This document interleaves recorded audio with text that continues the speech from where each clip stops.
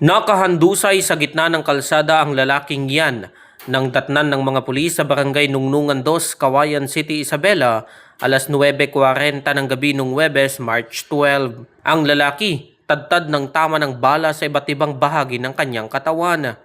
Ayon sa Cauayan City Police Station, tinambangan ng hindi pa nakikilalang mga suspect ang biktima sa madilim na bahagi ng kalsada. Kung ating ilarawan itong kung pinangyarihan ng insidente ay ito po madilim yung kalsadang yun kasi sapagkat ongoing pa lamang yung ginagawang street light diyan sa parting area yan, pero as of now wala pa pong hindi pa po nailagay yung street light na yun at yun nga ay wala pong malayo sapagkat palayan po yan, both side palayan, ngunit meron lamang po doon na nung pinangyarihan mismo ng insidente ng pamamaril ay meron diyan ang abandon na kumbaga nag-close na rice mill.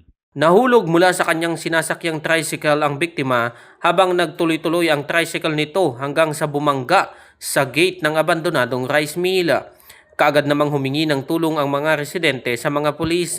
Actually, meron siyang mga tama sa iba't ibang dito sa parte ng kanyang dibdib at sa tagiliran nga, at meron siyang dalawang tama sa dibdib at meron isa sa tagiliran po. Na-recover sa pinangyarihan ng krimen ang 5 basyo ng bala mula sa caliber 45 na baril.